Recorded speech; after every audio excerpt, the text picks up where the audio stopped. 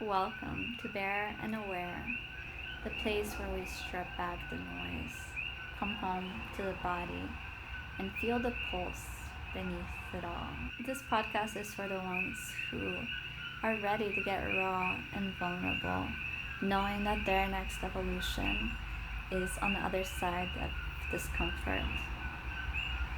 Today's guest, Danni Lovefox, is an embodied guide for individuals and couples seeking to deeper their intimacy. Danni's work weaves somatic healing, trauma awareness, Tantra, and shadow integration to soften out of survival and into presence, pleasure, and truth. In today's episode, we're going to be exploring how oftentimes people on the spiritual path bypass the healing of their root chakra and how healing this is essential to the spiritual path and true awakening. Welcome, Danni. I am so excited to have you here and share your magic with us today. Thank you. So, before we dive into the world of sovereignty, intimacy, and spirituality, why don't we begin with your root? So, what is the path that led you here, and how did you get into working with trauma, the nervous system, and relating? I would say this journey began for me recognizing my own limitations, right? I think a lot of us in the healing industry, it starts with us. I remember getting into some very difficult situations that challenged me far beyond my capacity. And when I say capacity, I'm talking about my nervous system capacity, what I could hold in terms of activation. And in that sense, when I really, really wanted something, when I really, really desired something, it would bring up also equally amounts of fear. This is an interesting one, by the way. If you start looking at your deepest desires, you might be kind of surprised to see that they're actually your deepest fears. The two are very much interlinked. And for that reason, the more that you desire something, you want to up your game, you up your level, you want to move towards something that means something to you. That's when all the stuff comes up, right? Yeah, that was a huge limitation for me. And whether it was in relating, whether it was somebody I would really like to connect with, whether it was in my work, I got invited to start teaching by my teacher, and this was so much for me. I couldn't handle it, I couldn't hold it, and so I started now to do the nervous system work and to find that freedom. Because I was studying Tantra for many years, like I'm working with relating, I'm working with also like sex coaching and how can people connect. But if you can't fit in that nervous system level, then all of these other things are going to feel overwhelming to someone who doesn't have that grounding, doesn't have that capacity to regulate when something means something to them. And of course, intimacy is a place that means something. That's the whole point. It's not casual, it's intimate. Mm-hmm. And if what someone is seeing in you is a lot of distress because these things are hard, then the connection is, of course, going to be challenging. Oh, that's beautiful. I love how it was like that personal development journey, right? That led you in to this work and to all these different modalities and to really connecting with the nervous system. Well, yeah, I was So, studying Tantra, right, for years. mhm, And the problem with Tantra is it's all about intimacy, but they don't really support people who have very early trauma to be able to access. For instance, if you have very early trauma, you're not going to have the ventral vagal set up. We have like the social engagement. And so asking someone to eye gaze with you is extremely challenging. Like we just don't have the nervous system set up for it. So I would be really finding these things hard, and there wasn't a great deal of compassion for it. It's like, oh, kill your ego. Yeah, cool, okay, but you know, oh, is there any tools for this? And even boundaries, I couldn't set a boundary, not because I'm like stupid or something. It's not like, oh, you don't understand what boundaries. No, it's that in that moment, I would be going into very early helpless stage because of the power dynamics, because of um, the activation levels present. And these things were not available to me. And the environment of like, yeah, there's no victims in Tantra, and kill your ego. Yeah, cool, that's great and all, but it wasn't giving me the actual tools to move through these very difficult patterns in me, in my nervous system. So that's why this came about. And now, of course, I've realized so many other people have this issue. And oh, well, why don't I start bringing these Mm-hmm. tools over from the somatic experiencing, the nervous system work, and bringing them into this, tantric field for people who want connection. We go to tantra workshops because we want connection, but the challenges of that, can be very nuanced and it coming from very deep early woundings that cannot be spiritually bypassed, basically. I love how you mentioned that, Tantra and the practice of eye gazing, it might not be immediately available for everyone. So, what is the other way that you went about this? Because, Tantra and everyone's saying kill your ego, it obviously wasn't working for you. And it probably also doesn't work for a lot of other people, including some of the listeners. So, what is the process that you guided yourself through, or that you would guide someone through if they were experiencing something similar?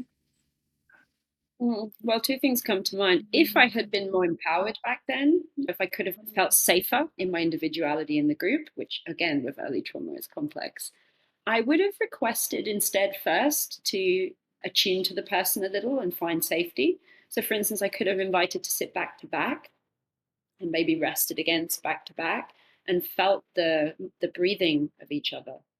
So it's a safer way for me to connect with that person and to breathe together. And then potentially, if I was feeling more socially engaged because my activation level had gone down, I might then be able to invite that we take some soft eye contact. But the point is, going in there when you're not in social engagement, it can feel very threatening. So, in that Mm-hmm. sense, I would now take care of my system first and get into the place where I would be available to then make this kind of contact. Mm-hmm. And I love that approach, starting with something less intense, with more safety, and Mm, following more the wisdom of your own body rather than an outside modality or guide telling you you have to do this, and if you're not doing it, it's because your ego is gigantic. So it's really helpful that you mentioned that inner awareness. it felt really important to say this word, like trust, like trusting in yourself, trusting in your truth. That is what Tantra is. Tantra is not following all these rituals people say is Tantra. Oh, it's Tantra if you get naked and touch each other's genitals. Or it's Tantra if you look at each other in the eyes. Or it's Tantra if you do a cuddle. But like, no, Tantra is listening to your deep truth and finding, expressing and acting upon it. Tantra is truth. In that moment, if you're eye gazing, but you're not actually in any contact with yourself, you're not doing Tantra. It's just a show. Like the whole point is that Mm-hmm. you're in your truth and able to find your way into the social engagement, and then the eye gazing is coming from you, from not from your protection mechanisms. So, I would have loved that Mm-hmm. teachers would have given me this freedom to or understood this. But a lot of it was coming from, what is expected versus what is actually true. Mm. And that kind of reminds me of that performance piece. Like, you can be going through the motions, but not actually practicing. And that's with yoga, with meditation. It's just because you're going through the actions, especially with things that require so much embodiment, that doesn't mean that you're actually doing them. So Right. I would love your insight on Tantra, because nowadays there's so many different interpretations of Tantra. And yeah, like you as someone who studied Tantra, how do you see Tantra? Well, the first thing I should say, I'm currently in India, and I'm quite well integrated in the community here. And my first resistance to talking about Tantra as a white Western woman is clearly, I can access Neo Tantra. We've taken Tantra from India, we've put our own spin on it, and that's a beautiful thing. I definitely don't have any issue with that. I think taking concepts like this and making them into our own in the Western culture, in that sense, and putting all of these beautiful ideas from psychology, with the psychotherapy in there, and mixing it. It's beautiful. But in the sense of what I study of Tantra, I see Tantra as a map, really. For me, it's a map of the human experience. So on this map, you have everything. You have all the different places you go in yourself. Your trauma responses are on there too, by the way. You have that corner that you fall Oh. into when you're in deep freeze. The art of Tantra, as I see it, is that you'll go into deep freeze and you'll say, oh, I'm in that corner again. And maybe you're like, oh, actually, I don't want to be in here forever. I'm going to choose consciously to take myself out and put myself somewhere else on the map. This, for me, is the core of Tantra. And that's why I think Tantra and trauma work really well together, because Tantra is, in my opinion, a method that embraces these places on the map that are difficult, allows them to be there, doesn't judge them as being wrong, includes them, but also inspires you to take your freedom to move between your different emotional states, to move between your different survival states. Because Tantra also, of course, has all these beautiful pleasure states in there too, bliss states. And having that freedom within your physiology to move, because Tantra is also about energy meeting consciousness, right? That's the really core thing.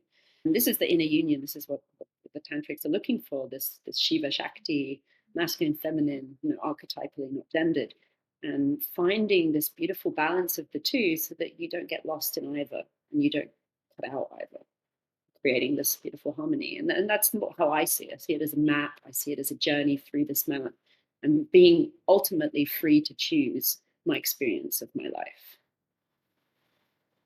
Mm, that's beautiful. And I'm feeling it as something very embodied, like an embodied experience where you are in your body experiencing the human experience, which is different than meditation and yoga, where you're you're closing your eyes and you're connecting with the divine, but you are more in your upper chakras and you are somewhat the end journey of yoga and meditation is often just sitting in meditation and lotus pose and kind of like almost leaving this world.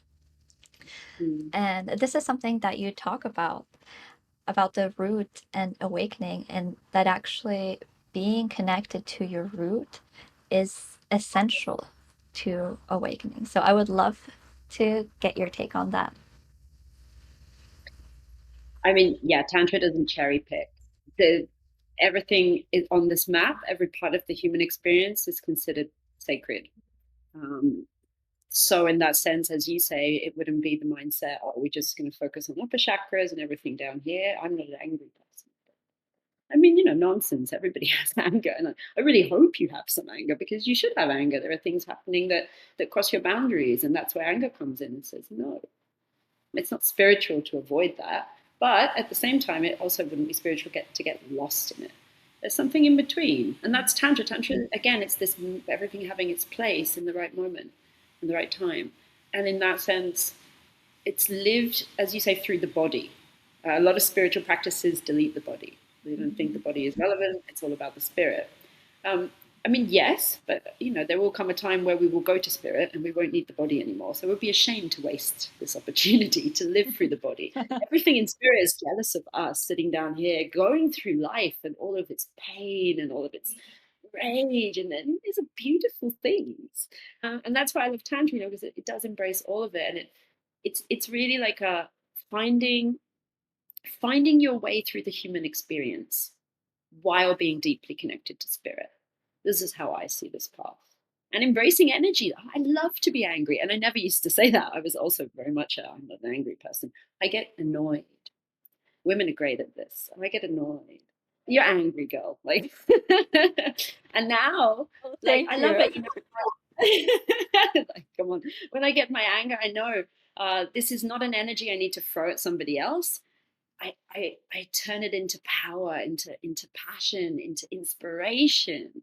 And I would never want to cut that out, because that is holy. I don't have to go and beat someone up in the street because I'm angry. That's not the point. It's not, that wouldn't really be aligned with our spiritual path unless there was a very specific reason. But I can tune it into my art, into my life, and also into creating a world that for myself that is aligned. Right? You need that boundary setting. You need to have clarity around, like, your emotions are, of course, giving you that clarity around. It's like feedback from the environment, and it's also guiding you into the right places, guiding you towards what's working for you. And there's something in there also. Yeah. Like, look at grief. Grief is a way to meet with the divine. If you've cried deeply, deeply, the kind of crying I usually freeze to avoid, but when I get out of the freeze and I let it happen, it's like, this is like, it's a channel, it's the fourth chakra, and when that grief comes, it will bring you into something so surrendered, so holy, so sacred. I just wouldn't want to miss that moment to meet the divine in that very vulnerable and surrendered way. And meditation's great, keep going, but like, let the emotions have their place. I really resonate with what you said, the anger being masqueraded as frustration, because that was definitely me. And the worst thing about frustration is it's silent, it doesn't really do anything. So, what would Mm. happen is I would get frustrated or annoyed and then be sitting with like my stink eye, like, why isn't this person doing this? But this irritation and like never getting angry was preventing me from actually explaining and declaring my desires. Like, no, I don't like that. What I actually desire is this. And the anger allows to bring that message forth. And like sometimes, like that divine rage, just like a little bit of like, like I love you, but I hate you in this moment right now.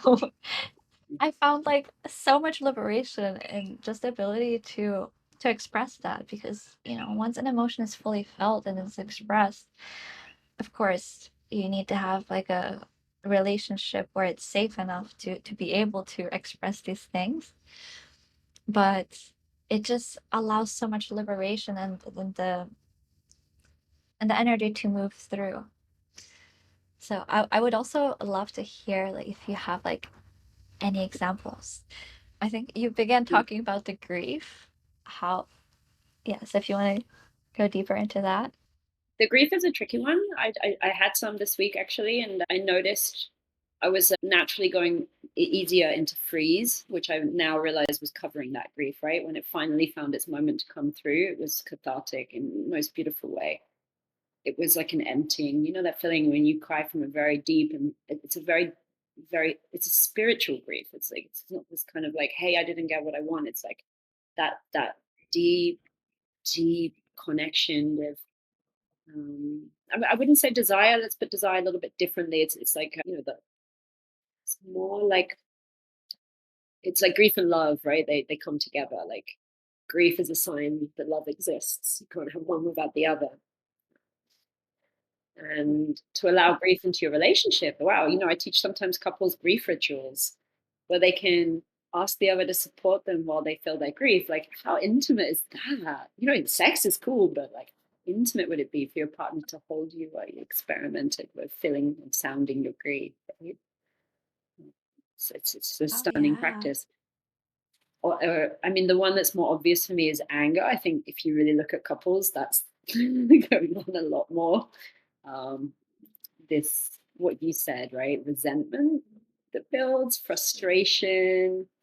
Honestly, the reason people don't have sex is this. It's the slow build of mini resentments.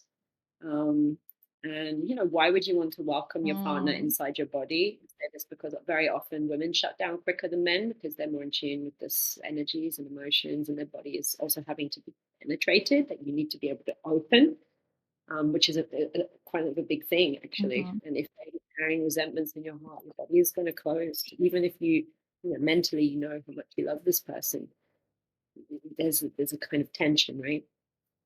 So working with your Mm. anger, resentments in a productive way, like what you said, being able to speak, to take action. Anger is a sign to take action. Simple as. Someone treads on your foot, you get angry, get the hell off my foot, unless you're British. That's what my teacher says. I learned from John Hawken, who's a fantastic Tantra teacher, and he always says, like, in England, of course, someone treads on your foot, and you will go, oh, excuse me, sir, would you maybe take your foot off my foot. No. The whole point is that you respond and you react so that you can take care of yourself. Anger is a loving protector. It's when you've not taken care of yourself, anger will come in and say something, you know. And Mm. actually, the biggest learning I've made on anger in relationship is to recognize that it doesn't necessarily mean something. And how do I mean that? I mean, the biggest learning I've had this year around this in practical relating is when anger is coming, it doesn't mean I necessarily need to take action in that moment. Because when I have, if I'm honest, it's created negative results. What I have learned or tried to do instead is to come back to my body, work with the anger in that space, not in starting to make accusations and aggressive commentary on the outside. That was not a good path. I've tried it. You can try it too. But what I have found was working was coming back and bringing that anger into my pelvis and creating it into pleasure, into passion. And funnily enough, you know Oh. what did when I tried this technique, I was like, what would happen if I brought it back in and started to rotate it through my body and felt the fire and started to get more in touch with it? Well, you know what happened? My partner, like without really recognizing any of these things were going on for me, suddenly felt very magnetically pulled to me and wanted to pleasure me, you know?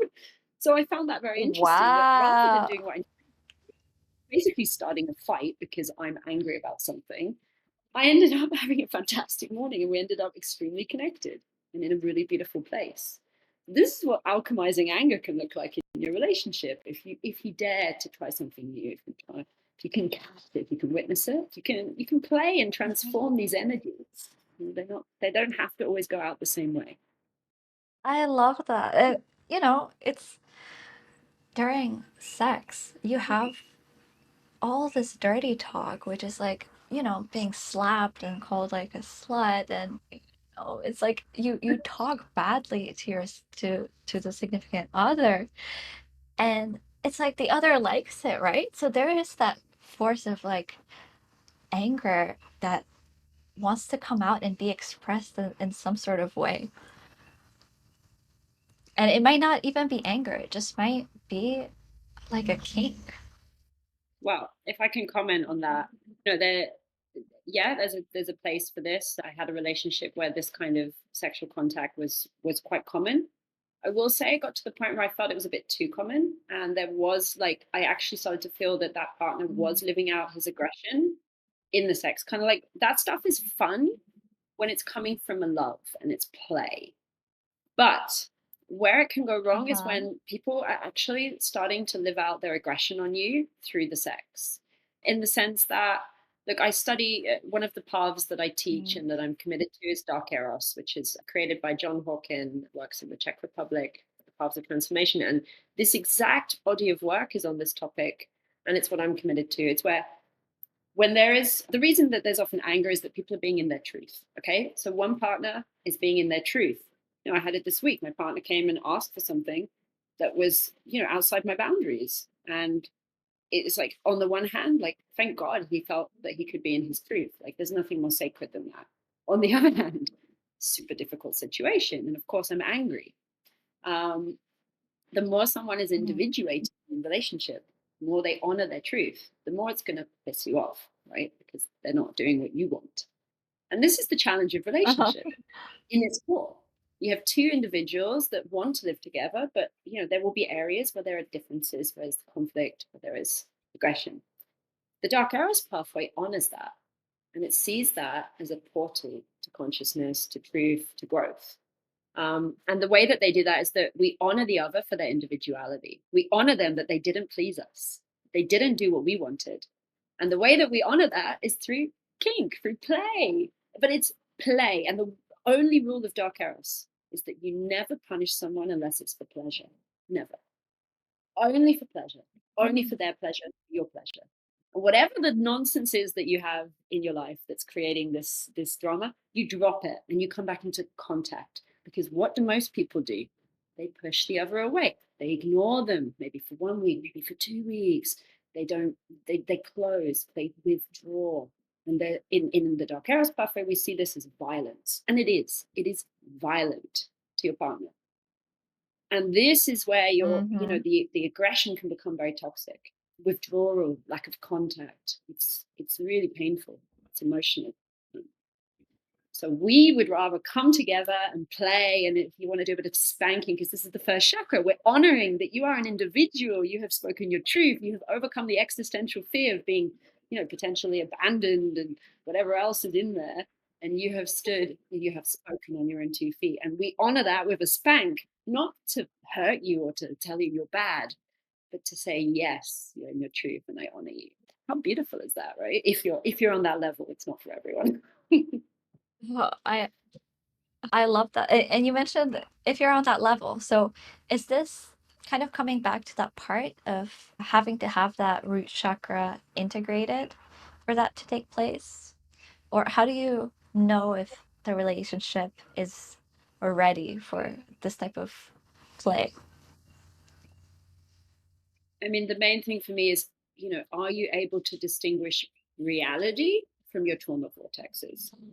The biggest issue that I've experienced with relating is that many people are getting lost in things that are not here. They are not now. Past abuse, issues when they were growing up around, like, attachment, insecure attachment issues, basically, that end up putting, like, you're actually projecting your pain onto your partner and punishing them for it. This is what this comes from, this pushing away, withdrawing. And the problem there would be that you might want to play, you might want to come and bring pleasure, but they are feeling that they are being actually punished. They are going back into an old trauma. They are not able to stay present with the reality of the now and to find the healing. So in that sense, they start to feel they are being punished because they were bad. And that, and of course, would then not be, that would not be the healing. That would be going back into the trauma. And that would not be supportive to either person. So I think being able to be present with the here and now, at least, to a certain extent, and being able to see the co-regulation of the partner and not going into old realities where, these things would be unsafe. That would be what I suggest as being. How would you lead through someone? How would you lead someone through that if someone had some trauma in their root chakra and they wanted to work on that, expand and grow, maybe try out some of these arrows? How, maybe do you have any story or how would you guide someone through that? Well, the whole Dark Eros pathway is essentially built around this. The Shadow Somatics body of work is built on this. How to restore someone's recognition that they need both safety and adventure is really what this is about. From my own experience, I was coming from the head a lot and going into all these adventures, Tantra, kink, whatever. But it was what you said earlier, it wasn't embodied. And what this work brought me, the shadow somatics I'm now teaching, it's based on this, is suddenly realizing, oh, I don't feel safe at all. I'm super dissociated. And it's all coming from what I thought was like being like, having an exciting life and, no regrets or anything. It was just that the deepening came when I started to recognize my need for safety. And, the funny thing about going to this Dark Eros workshop, I was thinking, oh, it's going to be super wild or whatever, was recognizing how much safety I actually needed in order to genuinely be able to access adventure, like genuinely be present in it, in the intensity of it, and not be spacing out. So that would be what I would do. I would build up someone's awareness of what's actually happening in their body. So for instance, everything would be slowed down so that they can really feel the discomfort and work through it before building intensity, because otherwise when you build the intensity, something's just flying off. They're not there. And Tantra is about meeting. Of course, there's all kinds of BDSM out there. People love that stuff. Nothing wrong with it. But it's a different part of the map. It is not tantric because one person usually is not really there. Not always, but generally. And the whole art to Tantra and doing, like, for instance, like tantric connection in this way would be that you both stay very present with each other and that there isn't this spacing out in that sense. Very embodied, very connected to your lower chakras. Because when you get triggered, you very easily pass up here, right? So you're kind of sitting up here half the time. That's why it's first chakra work. It's the ability to work through your shame, of course, also, Shame is just the hugest topic no one's really touched on the deeper levels yet because it's just too big. If you were really to look at it, it would be so big, you know. And all of that is part of that journey, accepting yourself as you are, your Mhm. desires. And it's not a one line. It's a spiral. You keep working on it and shifting a couple of things, and then maybe it comes back. You shift it again, and then maybe you shift a bit more, but then you go back. You're always on that spiral. It's not a one-hit wonder, as I'm sure you know. Yeah, it's a ever-going process, right? And I believe that the more we do this work, the more we see micro patterns. Maybe it's not a fight or flight response anymore where we leave the scene or we start arguing, but like you mentioned, like that feeling of spaced out, of not being entirely present, and just catching ourselves in those little moments to bring ourselves back. Mm. How would you say that these survival states show up in a relationship? I think that's the best place they show up, for sure. That's the reason a lot of people don't want to be in a relationship, realistically. Because when they're on their own, Ooh. those states are not coming up. Well, why would they? There's nothing to mirror and to take them out of control. When you're single or you're casually dating chicks from dating sites or whatever, you're very much in control. The second that you have an intimate partner, that control is not there anymore. They're unpredictable. You don't know what's going to come from them. You don't know when you're going to get triggered by them. It's very unsettling, particularly to avoidant types, right? It's very unsettling. I mean that in a compassionate way. That is really difficult for someone with those attachment Mhm. issues. And these survival patterns coming up. It's really the nuts and bolts of whether that relationship will survive. Let's face it. Um, because once it becomes increasingly painful, it makes no sense to stay. If the person cannot stay in their heart long enough for there to be a relationship, right? You cannot relate with someone if you're not Mhm. present. If your nervous system is in survival, the connection is not. I had to face that. This has been most of my life. I have been out of social engagement for most of my life until more recently. And that's the reason that deeper connection would be so challenging for me. I just wasn't in social engagement. And that part of my nervous system hadn't even developed yet, you know? And in that sense, two people who are not able to find presence, regulation, and a certain amount of social engagement are not going to be able to have a relationship. So the survival response is coming up is really the key. Once that's happening, get into therapy, get to somatic experiencing, get to nervous system regulation work. Not necessarily for this person. It's not that you have to stay with them. Like, that's not the point. It's for you. It's that you do not have your freedom, right? Like you can't come back. And I know I just had an experience, amazing experience on Saturday. A load of weird old trauma came up in a group environment. And it was weird because I was like, why is this coming up? It reminded me of an old trauma. And like in the old days, I would have been helpless. I would have just collapsed into freeze and everyone would have looked at me weirdly. And then, I would have felt humiliated or ashamed. This time, I just realized, like, take care of yourself, get out of this situation, ground. And just like, no one cares if you're in a group. Just go to your room, do a bit of yoga, regulate, come back to yourself, and rejoin the party. No issue. That's the kind of freedom we're looking for. And in your relationship too, Uh-huh. when you have you can just repair because you have tools. You know how to come back to praise the presence. You know how to co-regulate with your partner. This is what I teach. I do from triggered to turn on, right? It's like, how do you turn your triggers into turn on? And come back quickly so that you can enjoy your life, enjoy your pleasure. Why on earth do you want to spend all day in trauma and triggers with your partner? Do some work on this stuff for your freedom as much as for the relationship, for your well-being. As Yeah. we said, right, before we started, if your relationship's not in a good place, you're not in a good place. Your emotions are off, your energy's off, your work is off, your capacity to make money is off. The whole thing is just lost. A good relationship and this level of freedom is going to take you everywhere in your life. Or just pretend that you can Mhm. stay single and not get triggered ever again. But of course, eventually you'll get bored and be a woman and want it to work. So better to start sooner or later. I mean, I say this because a lot of avoidance and men shouldn't say this. It works also the other way around. But in my experience, of course, I attract these people. And in the other side, a lot of men are having the same issues because they attract different kinds. It's a polarity. We're working through it. So. Right. We both have like the masculine and feminine in us, right? With those parts, and everyone has different balances, and both for Oh yeah, women and it's not men. about gender. So It's it's like definitely not. all It's a just, of sacred course, dance.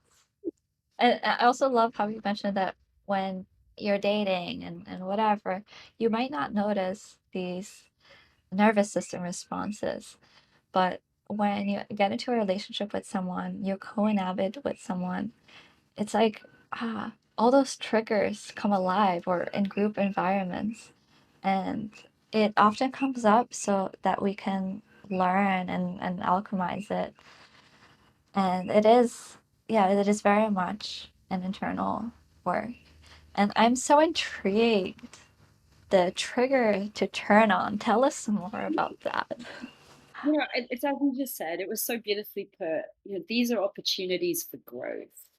Not for everyone. Growth-oriented people, people with this mindset, they are happy and excited to work on themselves. Then a relationship is the best place for that, right? And for the reason that it's a mirror, it's a sacred mirror. It's bringing you in touch with who you really are. And I hate to say that because people think, oh, well, I'm not that person that in the relationship suddenly started to scream nonsense at my partner and be angry and all these things. That's not me. I just need to leave.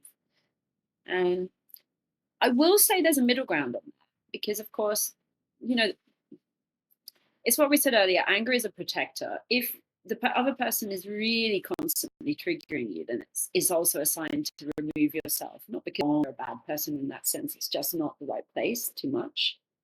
So the from trigger to turn on would see that as a turn on in the sense that I'm turned on by recognizing what I actually need right now. So it's not always that being triggered with your partner is going to make you end up in a long-term relationship. It's not that it's that you're working with these triggers in a way you're getting to the truth of them. And the truth is the biggest turn on you can ever have. And either it's going to be a truth that brings you even deeper into contact. And there are cases where, the deeper truth is, and I think all of us in relationship have this question, right? Should I really be with this person? Is it the right thing?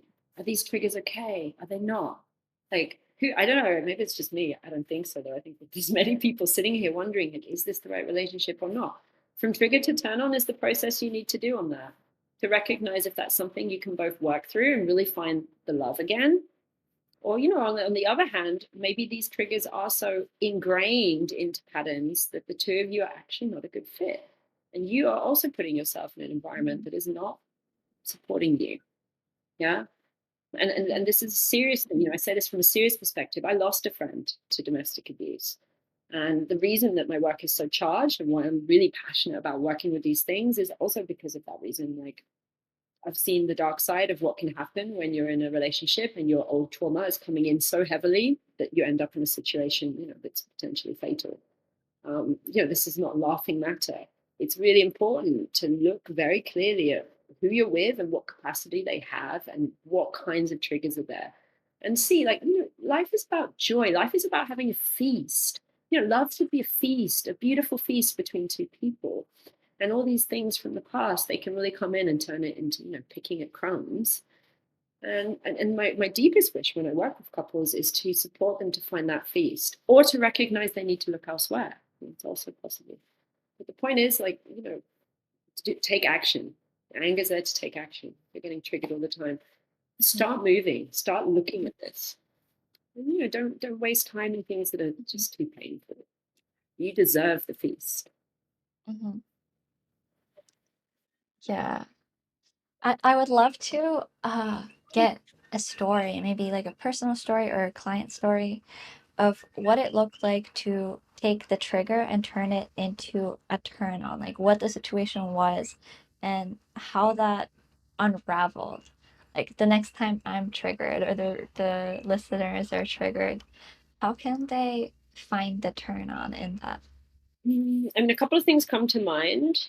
One is quite soft. Like, for instance, what I found really beautiful working with a couple very recently is, like for some reason in the session, some deep grief came up in her, which was very tender. And I don't think she'd ever been supported in something like that. And perhaps also wasn't sure like what to do with that. Because there was me like guiding the session, there was her partner, and it was maybe unexpected. And I'm also like, is that okay for you? So of course you have to have consent for these things. And yeah, it feels okay. And I showed her partner how to support her, how to lie with her, to regulate with her, and give her space just to be in her grief. And it became such a beautiful connective moment for them. You know, that's life changing in some ways, because when we're children, we often weren't people weren't present with us when we had big emotions. And to have the feeling you can be in your emotion and have someone just hold you, it's very powerful. On the other hand, I've had some extremely difficult experiences in relationship where I have gone into the darkest place on my map. It's like I see my partner as the enemy. He's a perpetrator. You know, it's like he's dangerous in that moment. It's really like scary, you know. And it's like a form of very deep freeze. And I have developed this work because I've had to find a way out. And you know, it happened in Italy. I remember I was in like the mountains and there was not really anyone around, so it was even worse. You know, I felt trapped. And I just grabbed onto a co-regulation technique I'd learned and was like, hey babe, can we put our feet to feet, because that's the less threatening one. So you lie, you know, like both of us were lying, like we somehow made it work with the bed. I don't know how. So we're lying on our backs with our feet touching. And I just took like maybe 4 or 5 minutes max, breathing in through the feet and out through the feet, connecting also with him and co-regulating. The whole thing disappeared. Suddenly I was back and everything was normal again. And I could laugh, I could play, I could cuddle. And that shift was so dramatic. I was shocked. And I realized, like, oh my God, like, how much time are we wasting in these trauma responses when a simple tool like that, obviously, you might have to try different ones to see which one works that day. But that day, it was that tool. Can bring you into connection, love, play, pleasure, you know, potentially going to turn on in sex if that feels right. You might need more time. And this is what I'm trying to explain, you know, like with the right tools, you can have so much more freedom to choose your experience. And you might choose to be triggered all day if you want to, but at least you know it was your choice. You know? Mm-hmm. That's fun. Wow, that's actually reminding me in college. I was drinking that day, in college.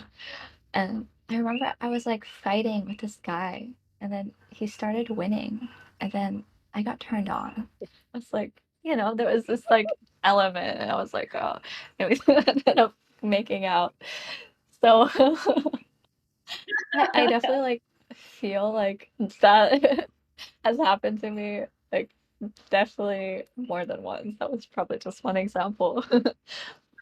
But yeah, like sometimes the things that, the anger, the anger resembles passion, like depending on the frequency of it, and like sadness and intimacy.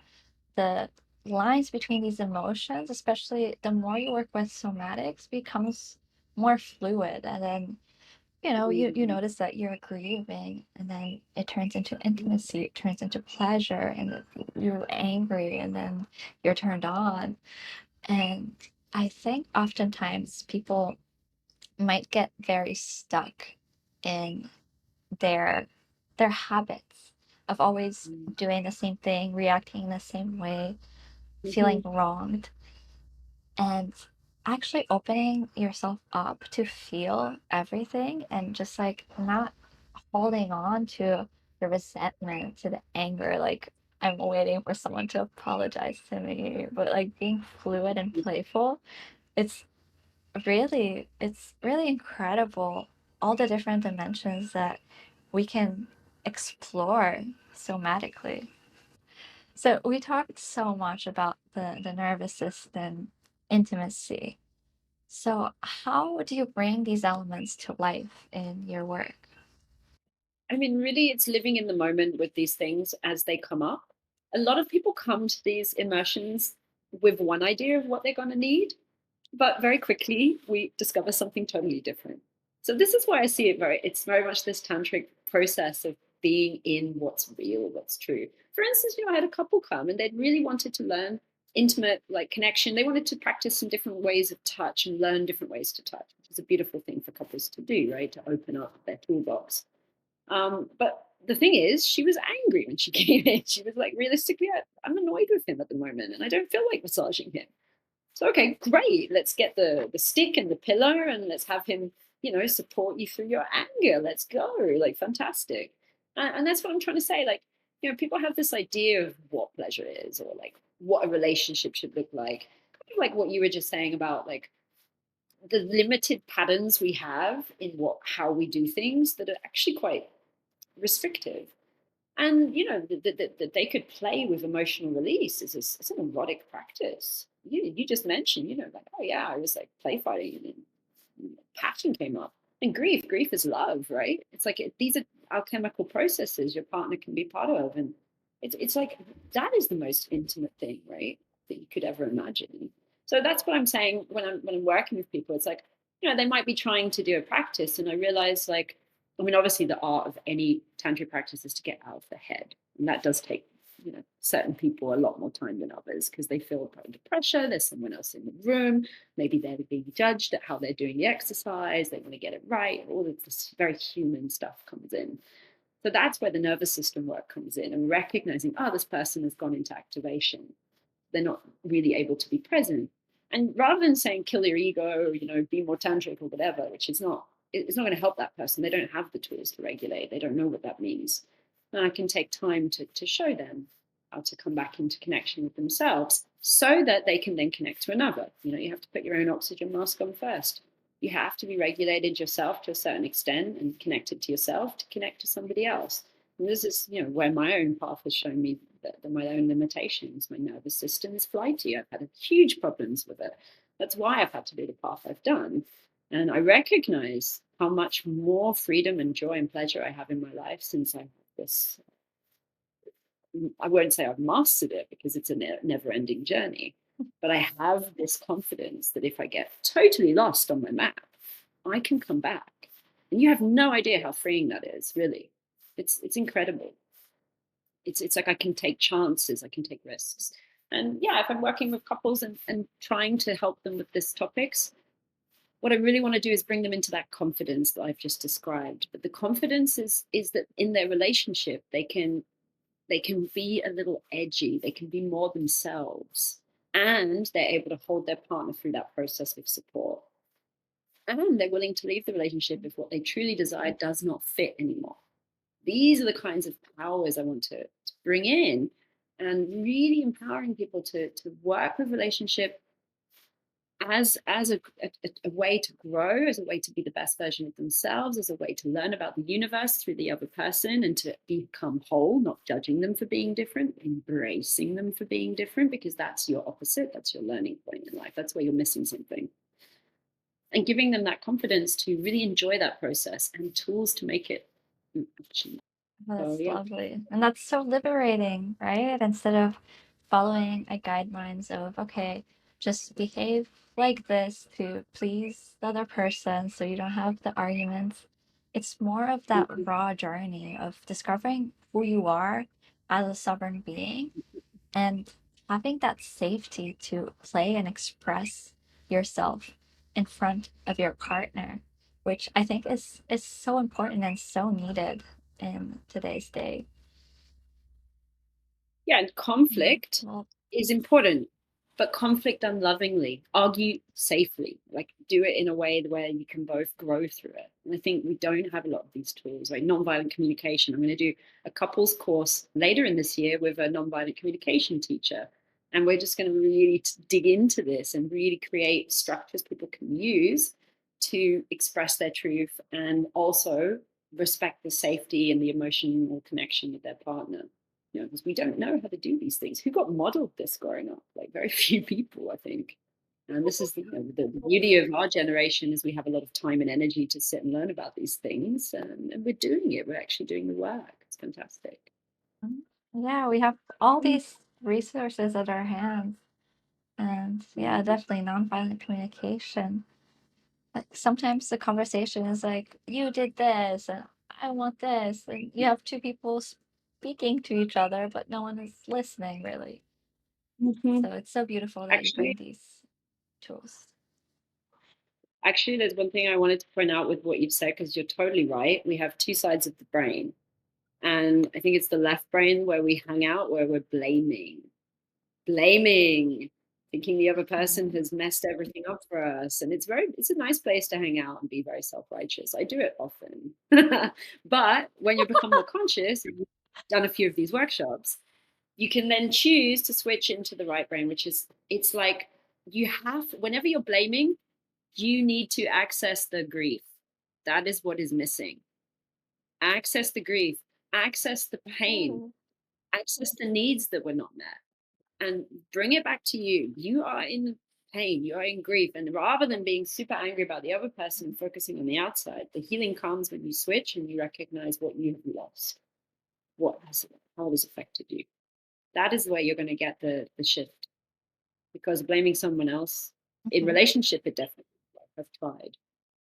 When you shift to the grief, when you shift to what it is that's hurting, that's lost, you can start seeing what needs they are. Maybe then you can have a real conversation and try to shift something. But blame, yeah, it's a nice fetish, but it's just a fetish. It's not going to get you into the deeper connection you're looking for. Yeah, definitely. I used to hang out there a lot, and even nowadays I find myself in there, but then like my spiritual selves come my spiritual self comes through, and she's like, okay, I see you're in this self-righteous thing. And then there's like this negotiation. Okay, okay, like I should. Okay. But yeah, like the experience of feeling, it's beautiful because it's actually the only thing we have control over is ourselves and our reaction. So instead of pointing fingers and trying to change each other, it's like that experience of what do I actually need? Because when we express that as a need and as an ask that is directly tied to you, it just lands differently. It allows for you to actually be heard. It's all on the map, right? All of This these was, places, uh-huh. spiritual, the self-righteous. The whole point of Tantra is none of them are wrong. Just use them wisely. Be conscious what you're doing, and recognize what you're doing. It's being very present. It doesn't mean you can't be self-righteous and sit and blame for a bit. I still do it to sleep, and then I realize, okay, this is not going to take me to where I want to go. And this is when, we've talked a lot about this today, and I'm still going to say it because my teacher really, really pushed this home to me. And the more I grow, the more I realize the importance of it. When you really want to push your partner away, reach to them. That moment you're like, they don't deserve my love. I'm going to turn my back on them in the bed and be huffy and puffy. Oh my God. Don't. Like, so turn and reach and say, you know what? I love you. I'm sorry. Like, do it. And even if they ignore you, even if they push you away, you stayed in your heart. You stayed open. It's not like a competition. Oh, I was in my heart and you weren't. Like, no, I stayed open for me because I want to be the person that stayed open. Yeah, really. And that's the only reason you can, they might push you away. Sometimes they do. They're not ready to be open. But you stay open. That's your challenge. And if they never want to be open, you're going to have to move on. You can ask them, hey, we noticed that you aren't able to open to me. Maybe you've got some pain, some pain you need to work through. What's stopping you loving me?